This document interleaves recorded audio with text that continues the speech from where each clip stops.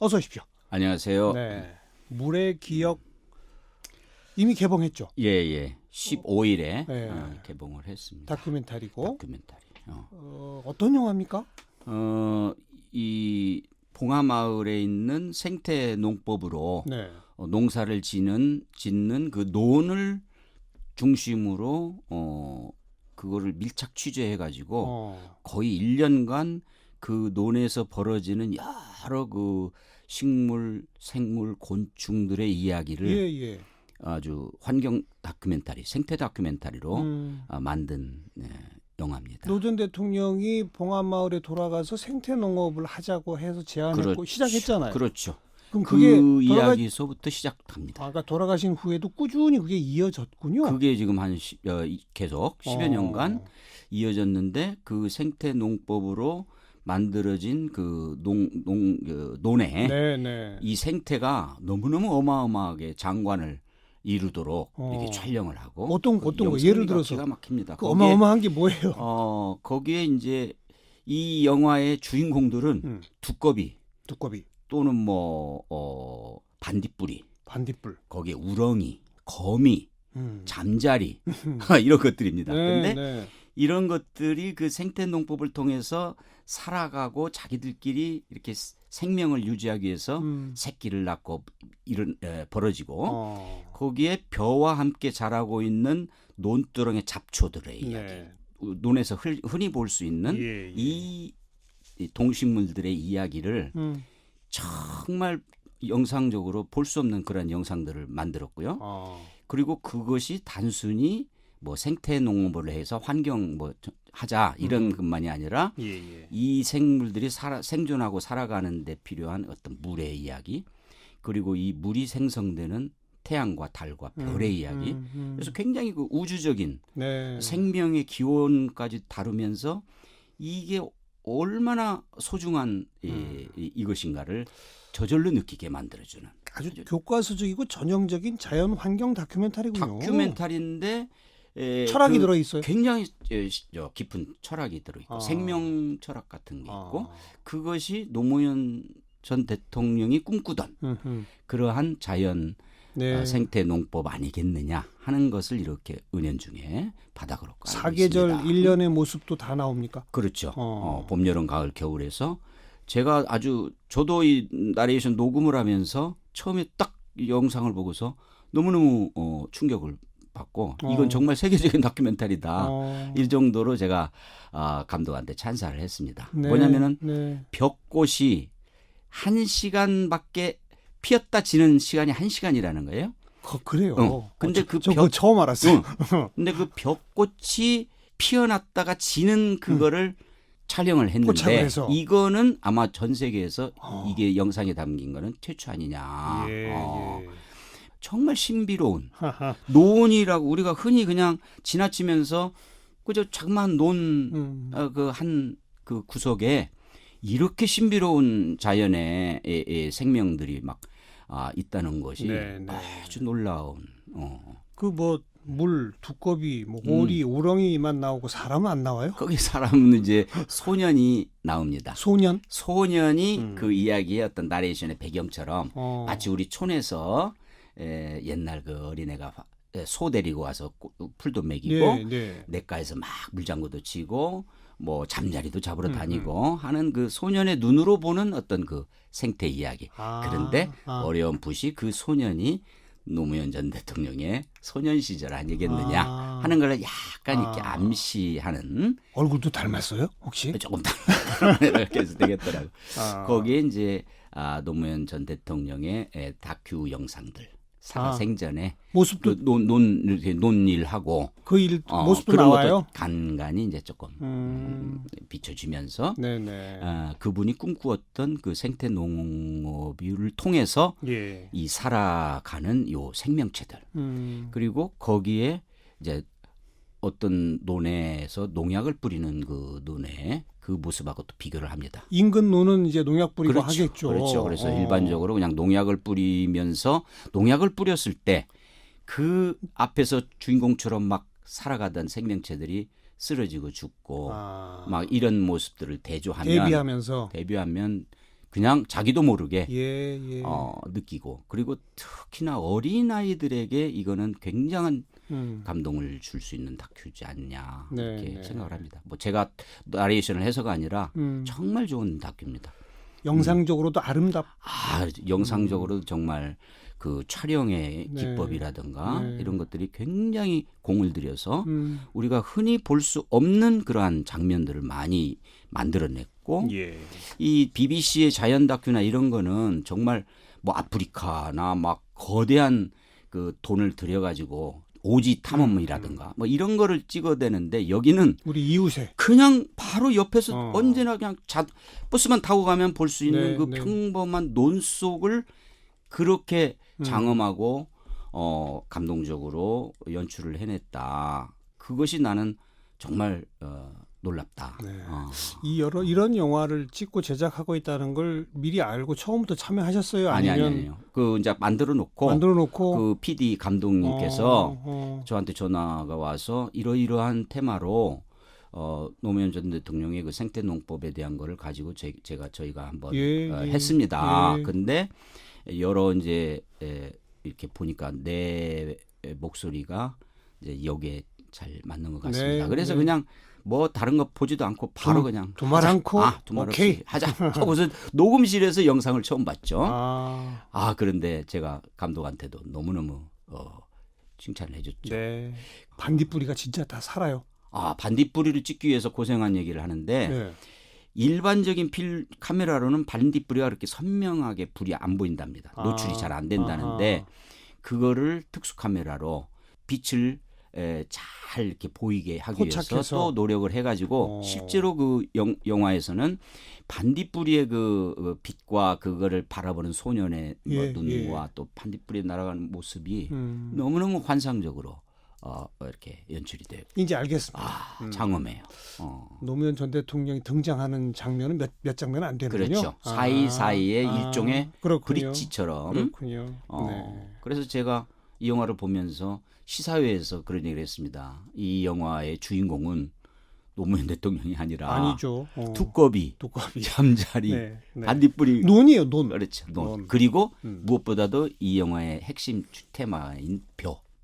우리가 흔히 먹는 쌀 한 톨 속에 이렇게 신비한 자연의 막 생명의 이것이 교차된다는 걸 느끼면 이게 그냥 논이 평범하게 보이지를 않고 이 쌀 한 톨이 평범하게 보이지 않게 만드는 그런 효과가 있다. 무엇보다 벽꽃 보러라도 한번 가봐야 되겠네요. 벽꽃은 정말 저도 처음 보는 거고 정말 충격이었습니다. 대통령 시절 장관 지내셨고 돌아가신 후고 영결식 노제 총감독을 또 맡으셨고 개인적으로는 언제부터 인연이었어요? 그러니까 이분이 대통령 후보 시절에 저는 국립극장장을 하고 있을 때니까 그게 2002년 그 무렵일 겁니다. 그랬는데 이제 그때 저는 뭐 물론 이분을 좋아하고 이분의 그랬지만 직접 만나거나 어떤 뭐 선거에 뭐 이렇게 참여하거나 전혀 그런 걸 안 했는데 어느 날 좀 만나자 하는 연락이 왔어요.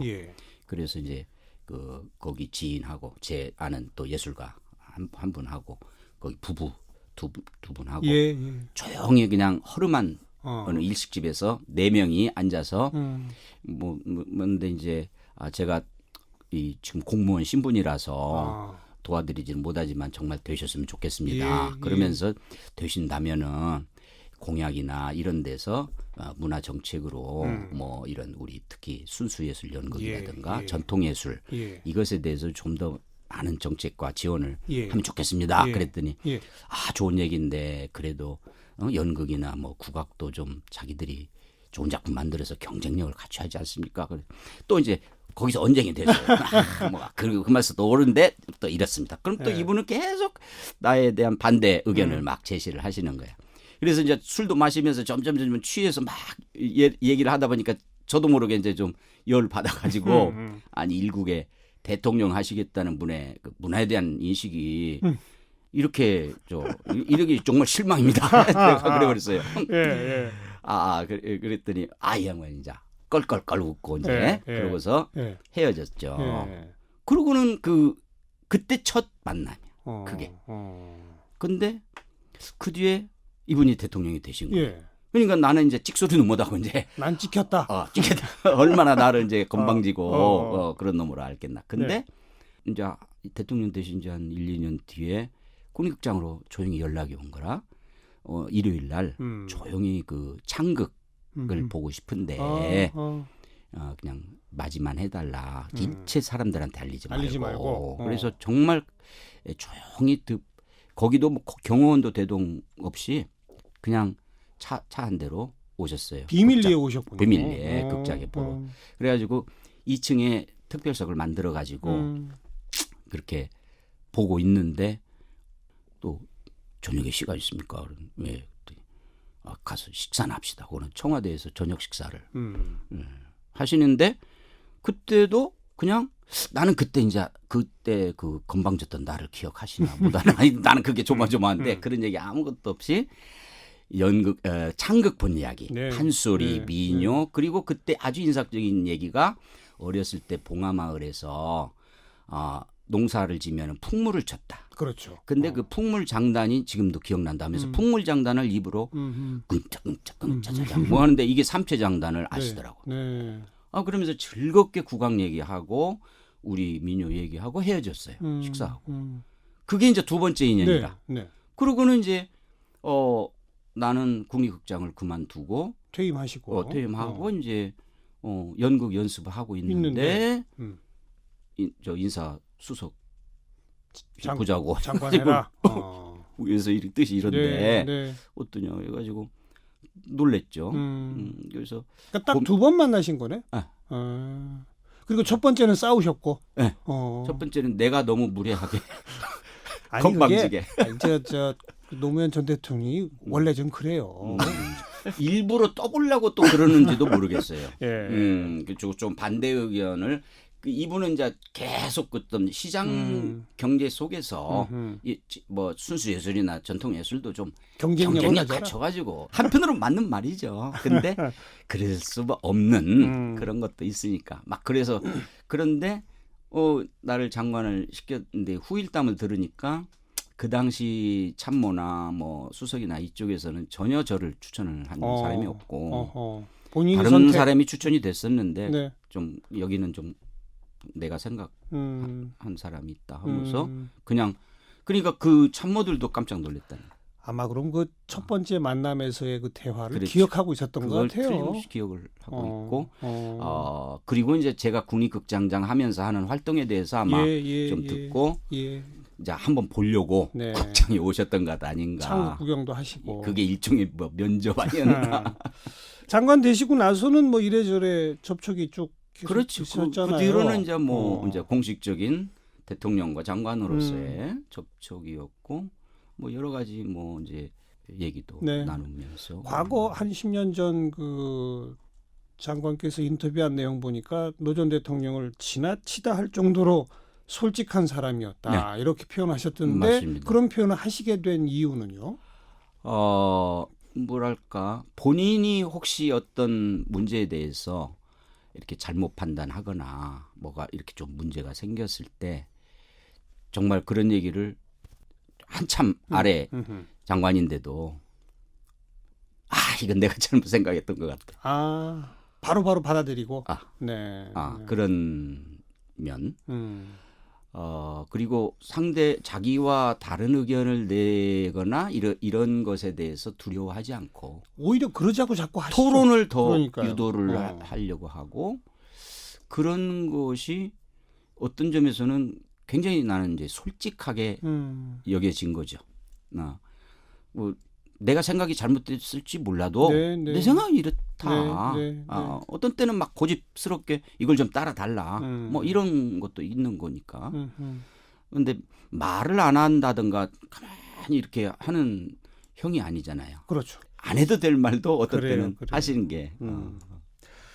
그런데 바로 그분의 연결식 노제 총감독을 맡게 되리라고는 꿈에 꾸지도 않았을 텐데. 그렇죠. 뭐 그분이 돌아가셨다는 것도 충격이었고 바로 그냥 봉하마을로 충격 속에서 가서 참배하고 기차 타고 올라오는데 이제 집사람하고 같이 가서 참배하고 올라오는 기차에서 전화를 받았어요. 네. 노제 네.